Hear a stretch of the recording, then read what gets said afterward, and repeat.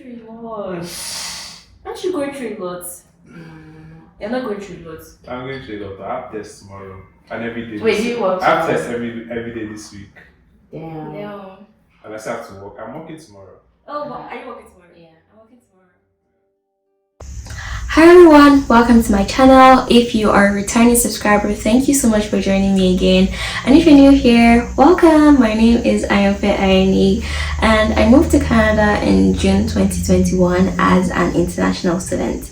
Now it's been a little over 2 years, and recently I was reflecting on the journey and I've just realized how much of a humbling experience this has been. So I have partnered up with two of my friends to share some of our humbling moments in Canada, just so you can have a glimpse into the realities of being an international student in Canada. So if you are actually thinking of coming to Canada to study, I would advise you to stick to the end, because I actually have a secret service that would make your immigration process so much easier. But you're going to have to stick around to find out more about that. With that said, let's get right into today's video.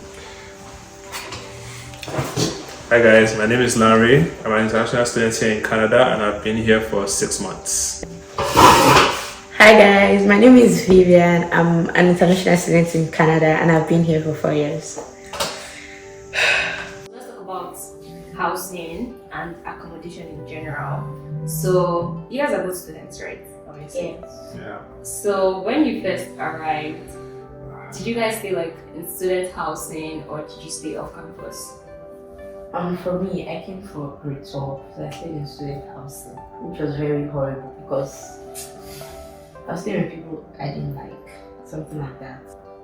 And it was so horrible because they were every religion, and it's like we're the only black person, but something like that. And the food was bad, and it was expensive. Like, let's say 6,000 for 4 months, and it was bad. And I had to leave. Then look for like, they call this, what do they call it? I don't know. Like when you live with your Family sharing, family sharing. So I had to do that one, and that one was like, it was not bad because I was staying like with Nigerian people, so it was okay. And I've not really experienced housing crisis like that until I came to what happened. So then please, hey, you live with animals, like, hey God. So like when you finished high school, like the grade 12 and all, did you move directly on campus or did you stay off campus first or did you stay on campus? I stayed off campus, but it was like owned by L'Oreal, but it was like off campus housing, something like that. So I was staying off campus and it was bad. It was terrible. I could not even live there. What was the college? It was was like how many? So dirty. How many roommates? How many were in your apartment? 4. Yeah, we're 4. 4. Is it a 4-bedroom, 2 bath? Yes, 4-bedroom, 2 bath. They were so dirty. Oh my God. Hey, have home training this life. Just have home training. Or live with people that have home training, because you will lose your mind. That's all I can say. Yeah. I think for me it's less to do with the kind of people I live with than the actual market for housing itself. So when I first came, I felt I won't be here long, like April or something, middle of April. So my aunt stayed in Oshawa at that time before she moved. And I was staying with her for 2 weeks before. During that period, I went on Facebook, I was looking for like short letters and stuff, talking to them. That one was wild, because like you would be talking to somebody and the next second you saw the house finish. Yo, that happened to me. I wanted to die because that was my point. I'm making I had no progress here. choice. Like, I had no choice again. That was my final stop. And then I just went to the page.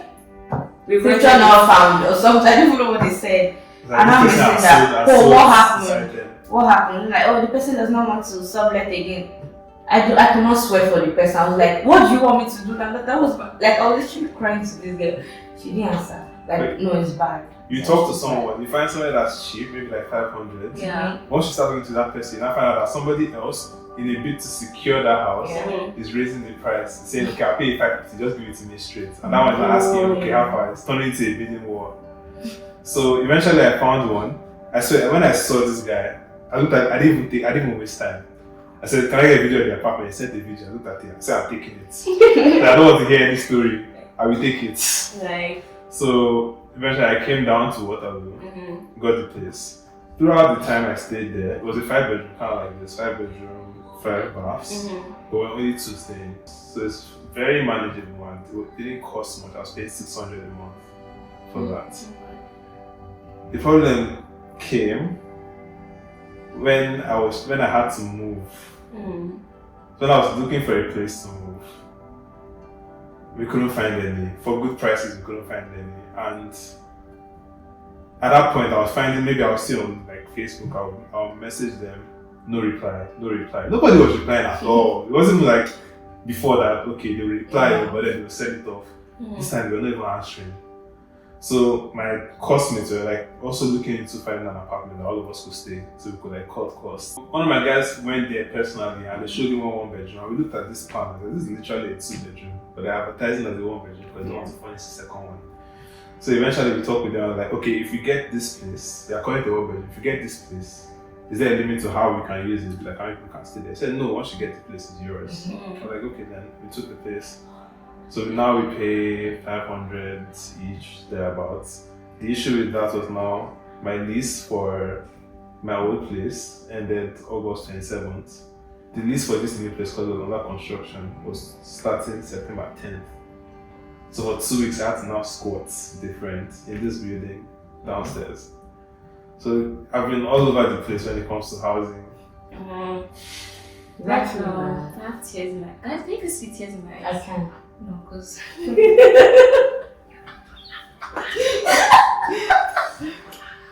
that's a bit chill. It's not even funny, but let's not laugh because at least by the grace of God, Just keep laughing. yeah. But wow, guys, see, the my story. So for me, at first, like I did 12th grade as well, right? So obviously I did few months there. It wasn't that bad, it was okay. Then I was supposed to come to Warri, right? But then I accepted my admission like 2 weeks before school was starting because I was starting in January. So I hadn't made up my mind on if I actually wanted to come here. So imagine accepting admission 2 weeks before school is starting. Imagine the housing market 2 weeks before school is starting. Exactly. I was a joker. I didn't really understand how things worked in Waterloo. Like you have to look for places like months before you're even planning to move in. So I was 2 weeks before I'm trying to get to school. I'm like, oh, I need to find a place. I'm like, okay, let me go to Facebook Marketplace, Kijiji, guys. Nothing was happening. 3 days to moving to starting school. I did not have a place. I should find the same place on Kijiji. I said, I'm so desperate. I didn't even look at the place. It was just random pictures that I saw. I'm like, it's okay, 4-bedroom, 1 bath. Oh God, I'm so far. So I signed the lease and everything. I didn't see the place until the day I moved in. When I got in there,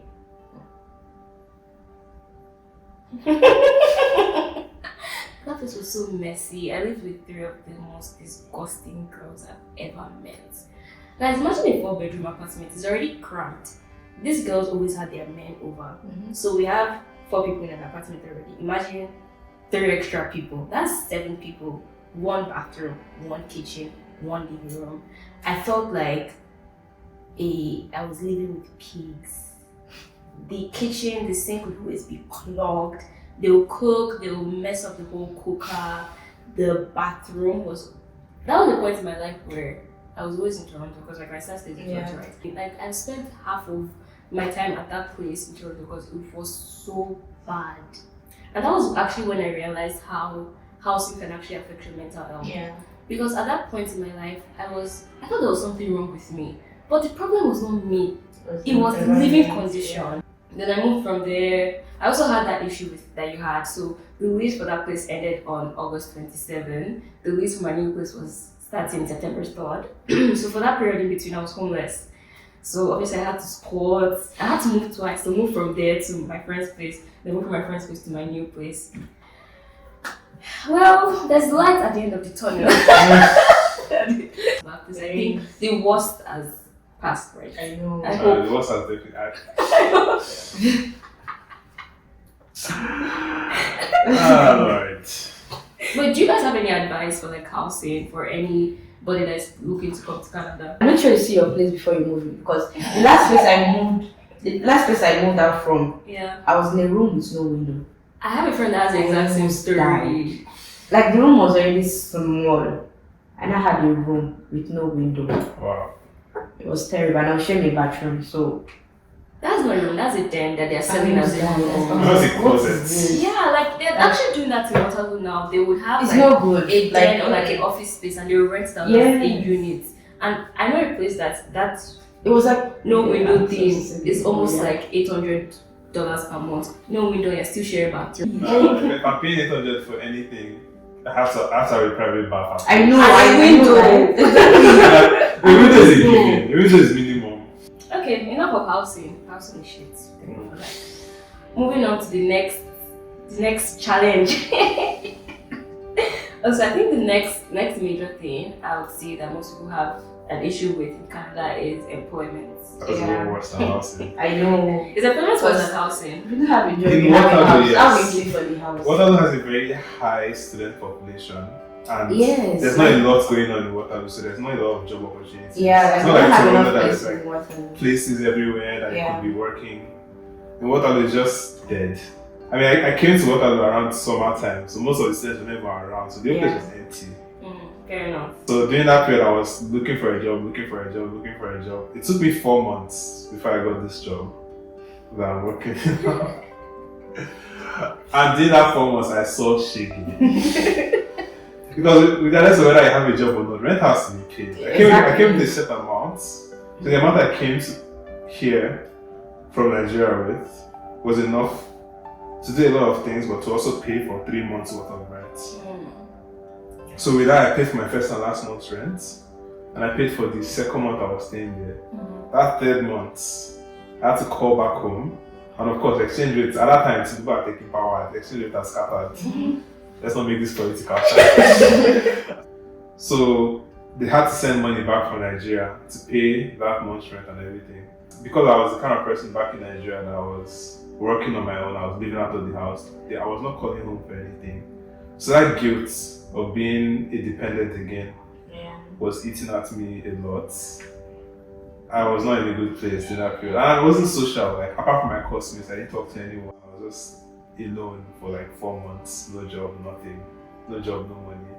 They had to send money again for the new place. Then I found a job and I was able to tell them, okay, I can take care of myself now. You guys can calm down, you guys don't have to worry. Because it was like frantic for everybody during that period. I'm just saying. Like, you know, you got to a point, I was like, okay, I need to find other things to do. So I was like, let me start running deliveries, let me get a bicycle, let me start like doing like Uber I was Eats. wondering where the bicycle came from. Yeah. So that's the reason I got the bike. Because I didn't need it. My school was like walking distance. But I was like, okay, I didn't want to do deliveries on foot. Let me like get a bike, so that kind of kickstart it. I bought one, literally on a Saturday. By the time Sunday morning reached, they stolen it. Like it was crazy, honestly. So people kept their bikes outside. I don't know why it's not my own bike because it's still. Because it was new now. Because it was new there, and the lock that was on it was one of those flexible locks. Oh, They cut through that thing, cut through that shit like it was butter. I saw it, they left the lock on the floor for me now. And literally, that Monday, my mom called me out of the blue, just randomly. She just called, like, see how it was. She said she felt like something was wrong. Yeah. I started explaining to her. I didn't know why I started crying, like it was bad. I was trying to keep her from knowing that, like, I was in tears at that point, and I was just. But she was like, okay, I will help out. I'll send you money to get a new one. Send me money, I got a new one, no problem. Yeah, let me start doing the orders and stuff. Orders are not coming. I'm not seeing it on my phone. Like I said, Waterloo is not a person I'm busting place. And cars get like more because they're faster at doing this, so they get more orders. I was like, so even this is not working. One day, like, I even got in an accident on the second bike. Like someone hit me with the car. And it was like, at that point, they were also desperate. Like when I told my friends about it, like I should have called the man for insurance. Exactly, like. But like, I couldn't at that point. When I saw the woman, like the old woman and all that, I didn't just want to stress her, and I was fine after it. It wasn't like drastic. As if she broke my leg now, that I wrung on my leg. It's a insurance money. I will be on that floor. I think we should crown him champion of going through a lot. I said it's the In just 8 months. It's not up to 8 months yet. It's not But like it was at that point that I looked at like that day, all I could do was laugh. Like this is how lonely I was. Like when that happened, a lot of people like stopped. Like people stopped their cars, check on me and stuff like that. And people that were walking my kids check on me. And in my own mind, the whole experience was positive because I hadn't felt love, like the warmth of human beings in a very long time at that point. I was like, wow, so people are actually still nice out here, like faith in humanity. yeah. And it was at that point I was like, all I could do was laugh at that point. You know, you get to, like, there's some depths you get to that you can only laugh. You can't even cry again. And I knew that it can't get lower than this. Any lower than this, and I'm homeless. or I'm owing one loan shark somewhere that wants to break my kneecaps. It can't get lower than that. So I was like, from this point onward, it has to be. I have to start going upwards. Like it has to be positive, and it ended up being positive. So thank God for that. I'm not religious, like at all. But the day I got my what do you call it? Your job. My job, like my job offer, I was fasting. My mother back at home was fasting with me. It was that deep. You know one thing about Canada? If you come here, not religious, You find you find God.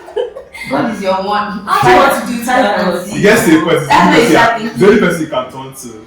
Like, you At some find point. God. There's not you want to do it though. Right now I'm in the job market again Why? because of co-op. Oh. So I have to find an internship job. If I don't get a co-op job at least, I know that okay, doing that co-op work then I can work full time and just do whatever, but do it full time and just Make money Make and money. save up. But it'll be really nice if you can get a call because it's then very you'll Yeah, look good very on your nice. resume. They'll pay Like, more. And career-wise, because right now what I'm doing has nothing to do with my career. It's just survival. Like they always get told you have like two different career lines. There's a career line that you do for survival's sake, and the career line you do because that's you like need your to career. eat. Yeah. Oh. Sorry. Because you need to. You get what I mean? Sorry. I get what you mean. Yeah. So like my career line now for survival is like hospitality and like this thing. You just have to keep your mind open and keep those two lines open. Yeah. I feel you on that. Yeah. Auntie, how's Sorry. your employment been? It hasn't been bad actually, but last summer I was just honestly. Nothing. You sound like a bastard. But last summer I wasn't really looking for a job, but I just wanted to look for a job. And I did not find, so I was jobless during summer, but it didn't affect me that much because I worked Throughout this school year. Yeah. So looking for a job hasn't been a big problem for me in Canada. I don't think so. So I think the main issue is just you're always sold that idea that once you get here, it doesn't take too long for you to like settle down, find something doing and start taking care of yourself. So people get that people get sold that idea that like within a month or Yeah, so, they like take you care of start themselves. exactly. Like, cause like there's a lot of expenses when you first move, cause you're starting life afresh. Yeah. The small things that you take for granted back at home, like even the bowl that you're going to meet your bar, you don't Yeah. have it when you come here. You have to buy it, and then people get sold the idea. Even worse than that, you get sold the idea that if they come here and they have like enough money to pay for one semester of school, then you can work and grind and pay for the next semester. 4 months catches up to you fast. Like a lot of my classmates are like having that mindset, although they had like backup money, Yeah. but they had that mindset at first. By the time 4 months reached, we've not found a job, but they're asking for the next year, the next school Exactly. fees. You know that saying that when you're feeding yourself, that's when you know you're not a foodie. It works. I believe in it. I believe in it. Okay, for me, for the first year that was in Canada, I couldn't work. Thank you, IRCC. So I finally was able to work, and I'm like, I had big dreams, guys. I had big dreams and zero skills. Please give me the clown nose. I was looking for like, I want like a corporate job, you know. I wanted to be a corporate body, you know, go to work, you know, type on my laptop. Get ready with me. My office. Get ready for my corporate job. That's what I was looking for, guys. Let me tell you that I was humbled. I was very much humbled because I didn't work in Nigeria, I didn't work in Canada, I had very little volunteering experience. There was nothing on my resume. If I show you my first resume, you'd be like, I'm fear good now. This is what you to get off this job. So like, I really had big dreams and I was humbled very quickly because I was sending out my resume. At the point I'm like, maybe Indeed they're not sending out my resume because how is it possible that I applied to how many thousands, like I applied to a lot of jobs and I had hundreds in my Indeed. I'm very Indeed sure. is a scam. Hundreds. I didn't I didn't get my job from Indeed. I've never gotten any job from Indeed. Okay, I'll actually Never. I mean, a lot of people, like some people, I have gotten interviews from Indeed and stuff like that. Sometimes, like it's something else that makes it like my class schedule fucks it up, or like for one, the distance was too much. It was all the way in Cambridge. I definitely feel you on that because after a while, I kind of refined my resume and I think I started getting interviews on Indeed. I got one that was all the way in Cambridge as well, and then the only thing that disqualified me was I can't be like commuting all the way there, and then the transportation was even shit, so I'll probably have had to like Uber on most days, and that's pretty much my salary on Uber. Anyway, I can also relate to what you said about employment being for two things. You're either getting employed for career reasons or you're getting employed to survive. And I think I found a nice balance between both. So for me, I have like my employments that I do like, I need money, let me do this job. But I also have employments that I'm like, okay, this looks good on my resume. This is going to be a good talking point in interviews. This is going to open doors to so many different things. For those like employments I do for career reasons, I'm not making so much money from it, but I still do it because I know why I'm doing it. And then for the employments I'm doing for money, I'm like, it's not even on my resume, it's not my LinkedIn, it's not anywhere. I don't even talk about it. I don't even act like it exists. Just parents. It gets the money in, right? Okay, let's talk about study permit renewal, Abby. Okay. So I haven't gotten to that stage yet, so I'll not be here long. So you guys can take it from there. So how did your first study permit renewal go? It was very frustrating because you have everything online, but it's very difficult to understand what you're meant to do and how to do it. So it was very frustrating for me. I had to even watch like YouTube videos to understand. I was not understanding anything, but I came through. I did it. Even the second time again, I still going to get frustrated because it's just a long process. It's not long, but it's long. Yeah, I feel you on that. But anyway, first time I was renewing my study permits, I thought I did everything. I did everything right actually. I submitted, I filled the form, put all my documents. You guys, I didn't get my study permit until like 8 months later. What? Like, I don't even know, I didn't do anything wrong. You know, sometimes the IRC just says that I'll show you. I'll show you. Like the renewal, the first one. No, the renewal, because I was already in Canada, right? Yeah. I was already studying. I already started school, but my study permit expired. So I had to renew it, right? So you're just here studying without the permits. So like, no, the thing have to is, renew if it, you right? renew it before it expires, then you're allowed to study still. Yeah. Okay. But you can't leave the country. Anywho, like, that was just a very terrible time for me because I couldn't work. I couldn't open, I didn't have a SIM number. I couldn't open I didn't have a credit card. Wow. I didn't have anything. I was just like, I yeah, didn't I'm not have credit illegal. card saved my but- Ayanfe. I'm going to discuss the good, the bad, the ugly, but I don't think we discussed any good.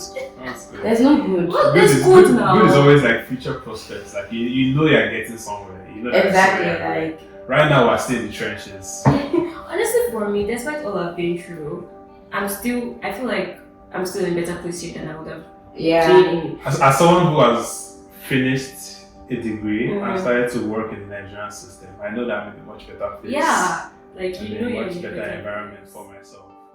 So we've spoken about the good, actually mostly the bad and the ugly. But imagine there was a way to make your journey a lot less chaotic than ours. I know in retrospect some of our humbling stories sound funny, but in the moment they were really not that funny. And honestly, these are experiences that you're better off skipping. I wish I knew better before, but if you're not yet in Canada, then you still have a shot at having a much better experience than us. So let's talk about Halp, because they are going to make your life so much easier. Halp is a study abroad coach with a mission of making studying abroad so much more seamless and affordable for international students. Now, they're currently partnered with over 3,000 institutions and colleges all over the globe. But if you're watching this video, you're probably interested in what they have to offer for those that are looking to study in Canada. So I'm going to focus on Halp's new program, which is called the Canadian Expert Study Program. Now, this program is for those that are looking to further their education in Canada in 2024. So this could be for your bachelor's degree, a diploma, a postgraduate diploma, or even your master's. So with this service, there are a few things that you are actually going to have access to. The first thing is a personal, free, one-on-one immigration lawyer that's going to help you build your study visa application from scratch. Now, this gives you a higher chance at acceptance than actually doing it by yourself. Number 2, you're going to have access to a free one-on-one personal admission coach who is someone that is already based in Canada, and they're actually going to guide you when it comes to picking a program and a university that matches your career and immigration goals. So you're probably like, Ayanfe, why should I trust these admission coaches with my life? Well, these coaches are actually regulated experts, and they're not here to make commission off your application. They're not here to make money off your application. They are genuinely here to help you and guide you and make your transition so much easier, so you can avoid some of the humbling stories that we had. Thirdly, you're going to get 800 Canadian dollars cash to do whatever you want that's going to help you settle in Canada. So this could be for maybe your first set of groceries, it could be for winter shopping, it could be for your first rent, or literally whatever you want to use the money to do. And lastly, when you graduate, you still have access to the immigration lawyers to help you with your probably your postgraduate work permit application if you're choosing to stay in Canada, or even your permanent residence application when the time comes. I know it sounds like it's too good to be true, but it only gets better. Halp is completely free. There are no hidden costs or deposits that are required for you to access this service. So now tell me, why would you go and do a DIY application or pay an agent when you can actually access Halp services for free? So this guy is everything I paid thousands of dollars for, but for free. Yeah, for free. Wow. I feel like I wish I could go back and be like, I'm very sorry. But yeah, I mean, it's too late for us, but to anyone else that is thinking of coming to Canada and you're serious, I feel like this is a program that you should take advantage of. Yeah. If this sounds like something that you're interested in, then click the link in my bio and sign up immediately. Now remember, this is for serious students only. So if you're still on the fence, you've not really made up your mind, you don't know if you want to come to Canada yet, then leave the spots for people that are actually sure that they want to come and study in Canada in 2024. Okay, because they're limited spots. So don't be taking up spots when you know you're not sure, okay? Okay, so we've come to the end of this video, and I really hope that this has helped somebody out there. If you have any further questions, feel free to leave it in the comment section, and I'm going to do my best to answer it. Thank you so much for watching, and bye for now.